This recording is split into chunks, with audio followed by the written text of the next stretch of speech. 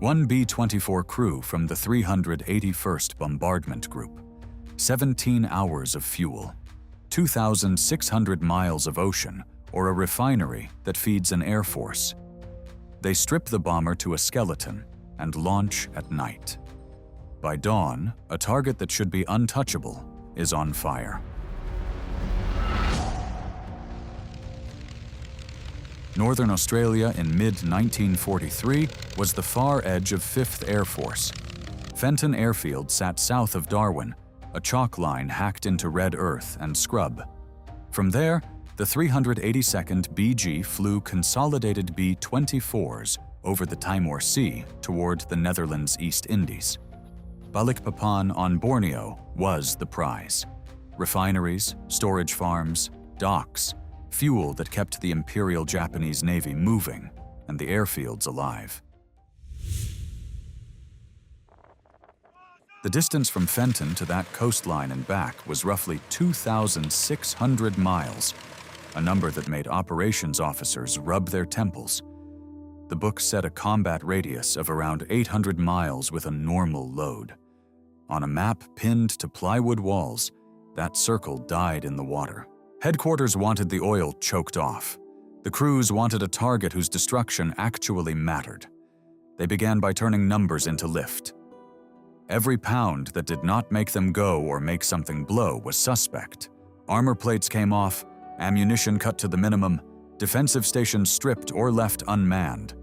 Less armor between them and the sky. But they filed it under the cost of reaching. Auxiliary tanks took over the bomb bay.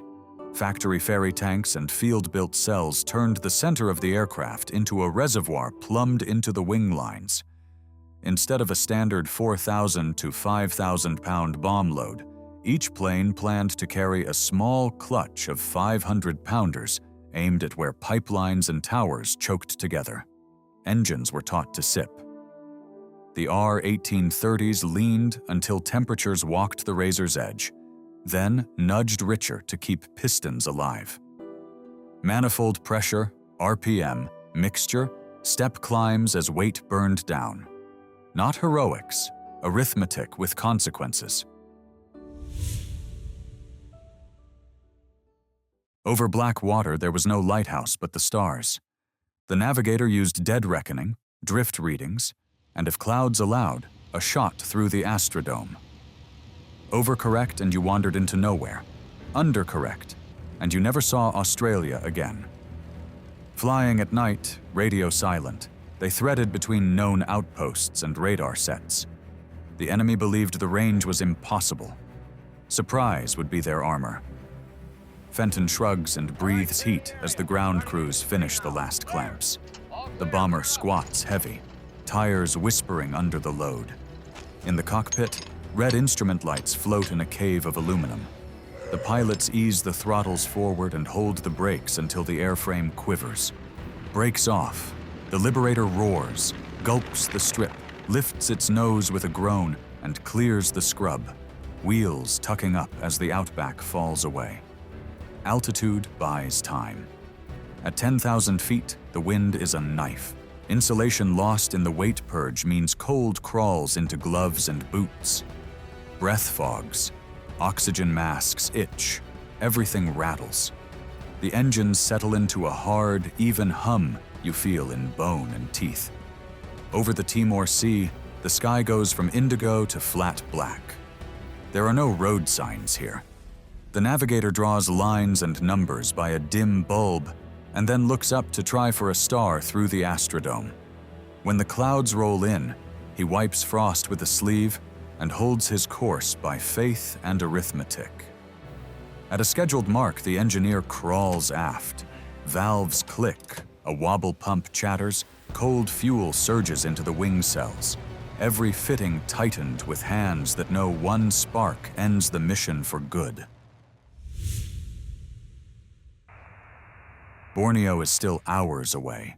The pilot trims again as weight burns off, climbing in small steps. Most of the defensive kit was left behind. Surprise is the defense plan. A line of coast sneaks into the navigator's numbers. The nose eases left. The Macassar Strait glints. darker black on black. Past the water, a glow builds on the horizon. At first it looks like moonrise, then it resolves into chains of lights. Balikpapan is lit like a rail yard at shift change. Tower flares spit orange. Tank farms lie in neat circles. The men on the ground believe distance keeps them safe. The men in the air feel their luck for the first time in 12 hours. Radio silence breaks just once for a terse confirmation. The formation slides into a line astern for the run. The bomber is suddenly light on the controls. Fuel burned away makes it twitchy and eager. The pilot gives the bombardier a steady platform and blinks at how absurdly bright the aim point looks. The lead bombardier touches the release. A shudder, then lift. The line of 500 steps into the night. A beat of silence so long it feels like a trick of the brain. Then, white-orange tears open the ground. A storage tank disintegrates and turns into a sun. Windows go and the sky flashes. Another blast runs down a pipe alley and lifts steel into shapes it wasn't meant to have. Guns wake late. Searchlights begin to scribble, uncoordinated and jumpy. Tracers climb nowhere. The pilot keeps the wings level through a few lazy bumps and noses over for the turn. The Liberators arc south, and the glow behind them keeps growing until charts can be read without a flashlight. Fighters begin to boil off nearby strips. The crews watch for tiny blue flames from exhausts and try not to think about the places in the fuselage where armor used to live. A smear of cloud becomes salvation. The bombers dive for the dark and roll into a shallow descent to build speed without guzzling too much.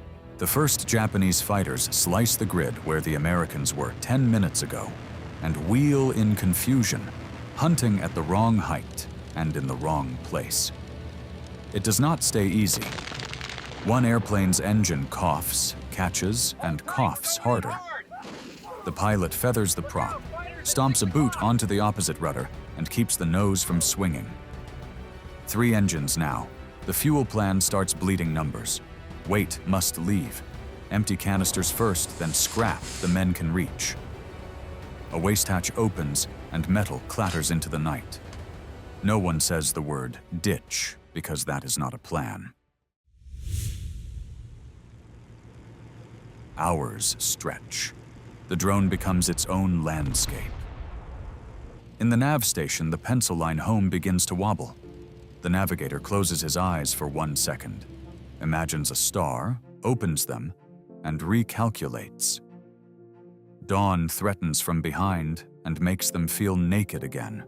Sunlight lays a hard line across the wing and shows every oil streak and rivet. Nothing out here but water. A call comes through the static, thin and beautiful. Fenton's tower fades in and out like a ghost. The navigator shows a thumb up. The pilot does not smile. He just stares at the fuel needles, sagged into places gauges aren't supposed to live. Australia appears as a darker smudge under morning haze. The last few minutes are longer than the night. Gear comes down. The airplane drops its nose a little. The speed sags. The stall light flirts. The Liberator hops, slaps back down, and the pilot stands on the brakes hard enough to make his legs shake. It rolls past the tower, past the crews waiting with fire bottles, and stops where red dirt turns to grass. Silence bangs inside the airplane like another explosion. Props tick to a halt. A man fumbles with a latch and sits on the step, boots in dust, eyes on nothing. Cold aluminum and burnt night. Crews spill onto Fenton's apron in that stiff, old man way men in their 20s shouldn't have. Faces gray, lips cracked, hands black with oil. No cheering, just long breaths and cigarettes lit with the third match, because the first 2 shook out.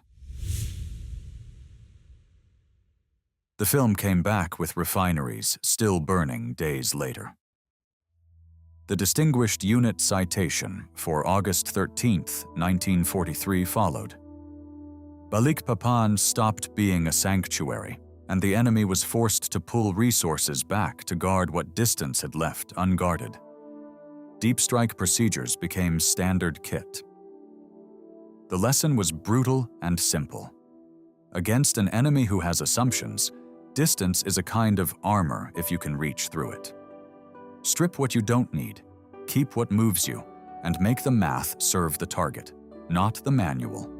If you want more missions where crews bend the book and redraw the map, subscribe and fly the next one with us.